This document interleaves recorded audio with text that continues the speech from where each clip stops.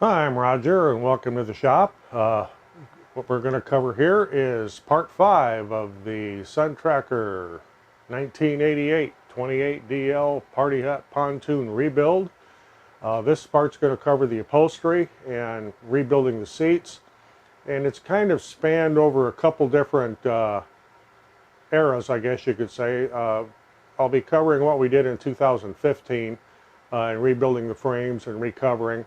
And then I'll be covering a little bit what I did in 2018 with recovering some of the cushions after I learned how to sew. And one of the things you'll hear me mention in the slideshow part that's coming up is that I did not have a long nose staple gun. Maybe people don't know exactly what that is, or you're not familiar with it. When we originally did the seats in 2015, I used this standard Arrow T50 tacker, a regular hand operated staple gun. Started out with that and decided that wasn't really cutting it. It was taking too long. So I did get an Arrow electric, which was okay. I'm not real fond of it. It doesn't have the power to drive anything more than a 5/16 staple, really. And we were using stainless steel and galvanized staples, and it didn't do well with the stainless steel staples at all.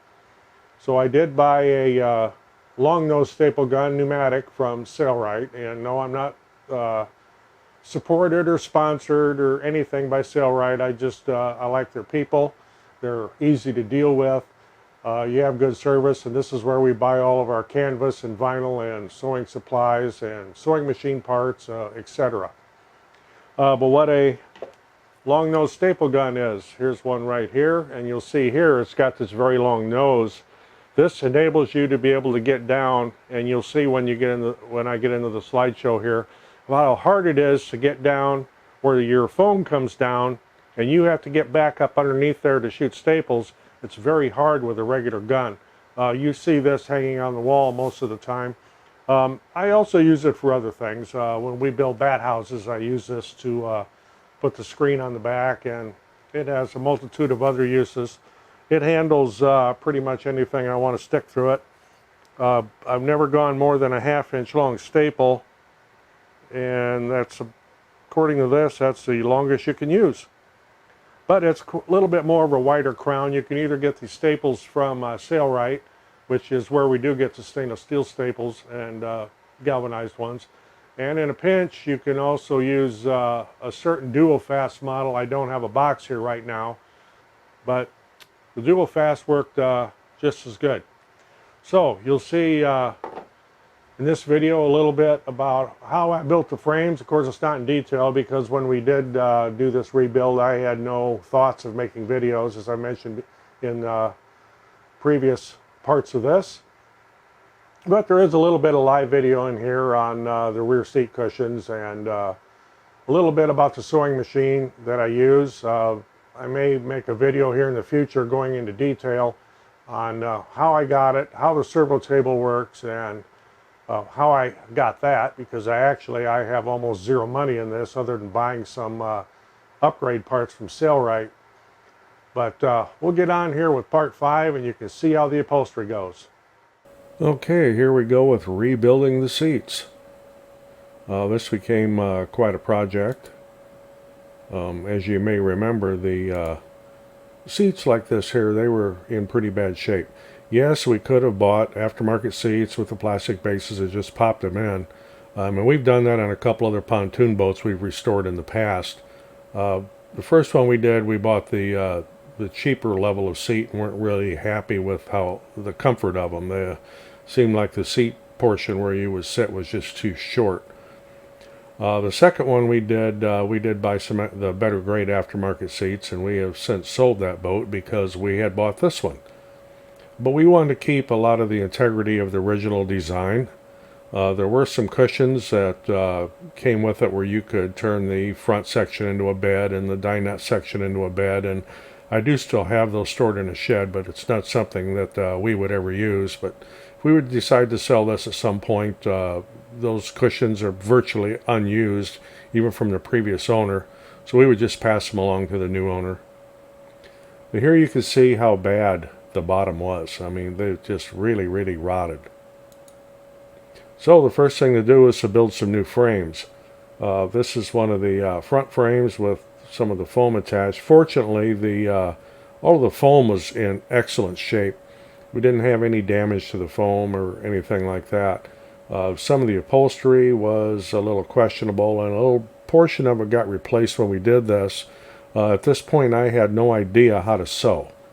None at all. So we reused as much as we could. Here's one of the, looks like one of the rear seat frames. It would have been the starboard rear seat. This is all made out of marine plywood, and it's glued together with Titebond 3 waterproof glue and lots of galvanized staples. Once we had glued the foam back on, I did cover it with plastic. That way, if there would be a rip at some point, the foam wouldn't get all soaked full of water, which leads to degradation of the foam and eventually degradation of the wood. And here you can see in the corner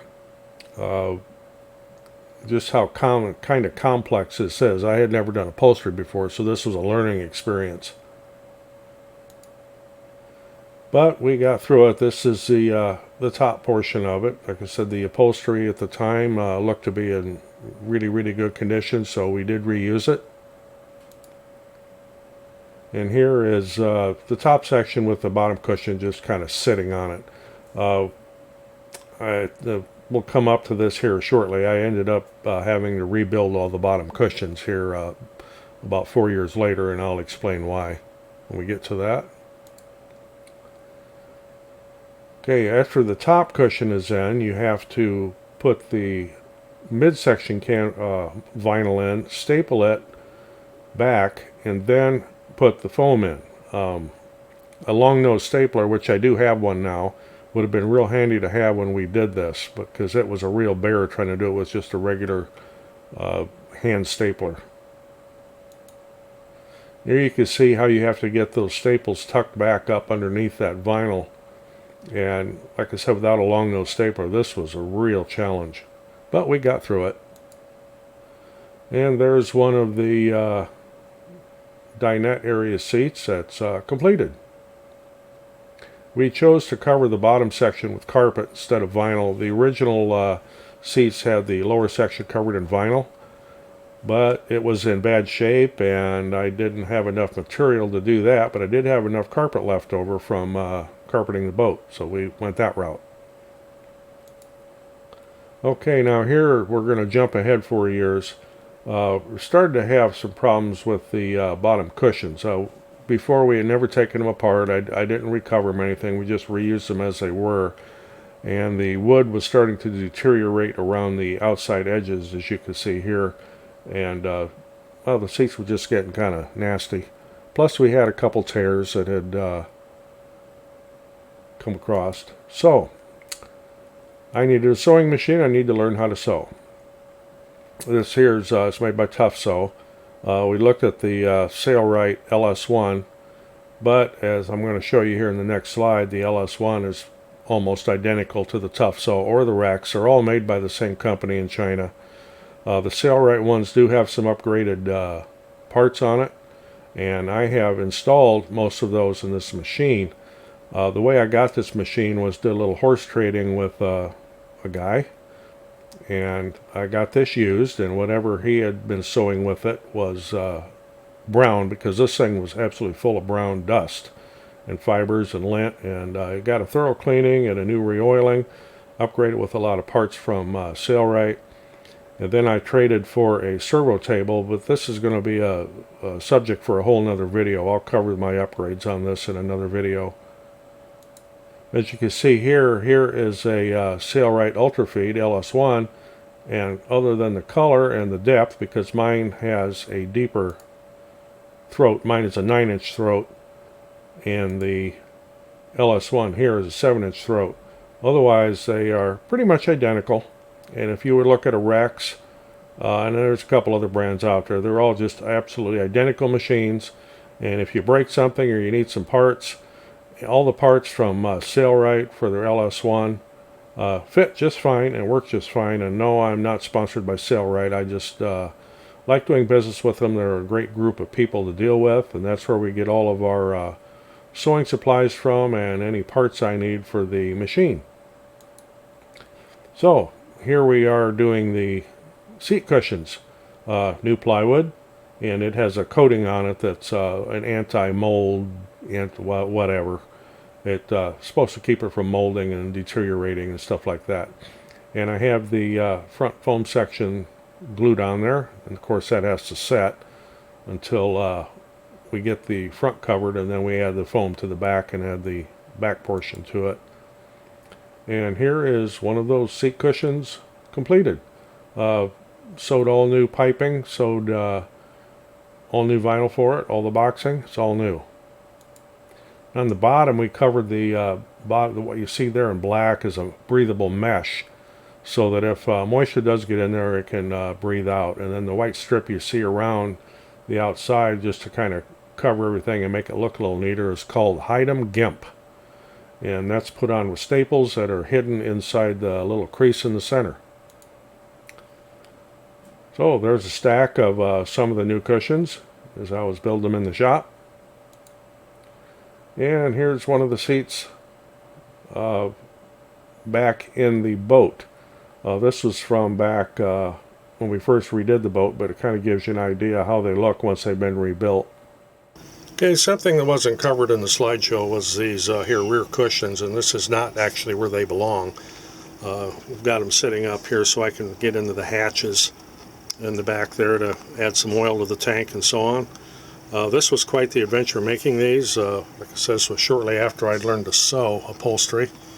And one of the things I had never done before was what they call a zipper plaque and putting zippers in. Flip one of these up.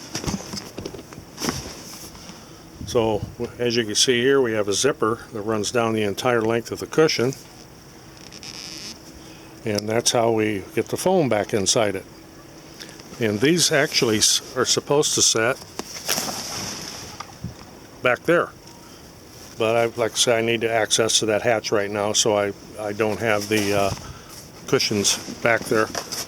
This board you see right here with the two loops, that actually slides up and it lays down across the seats here, sits on the two arms and runs across the center armrest. Then these two cushions lay out there and it makes a bed. Nice little sun bed if you like, or as my one son and his wife actually spent the night out here and thought it was the greatest thing ever. I'll stick to sleeping in the camper. Well, I'm hoping you got a little bit of something out of that, maybe a little bit of entertainment. Yeah, granted, if you look at that closely, upholstery that I have sewn is not perfect, but I had just learned to sew. So, it's not perfect, but then we're not building a space shuttle here either. It's very fine in functionality. I do have some more things to take out probably this fall and recover that we did not do originally because, well, it was a couple things. One, it was the budget, because we'd already spent buku bucks on doing the floor and the carpet and buying all the marine plywood that needed to be done for the seats. It had quite a bit of time in it, and I did what I could at the time, and later on I had to do a few other upgrades, replace some of the seat cushions. We do have some more to recover in there, but I've gotten quite a bit better with my sewing talents. So that'll be a good fall and winter project, and I'll cover one of those in detail this fall and winter. Otherwise, hope you got something out of this again, and until the next video, thanks for watching. And oh, and of course, we're always looking for subscribers, and we always appreciate getting that thumbs up button. Thanks for watching.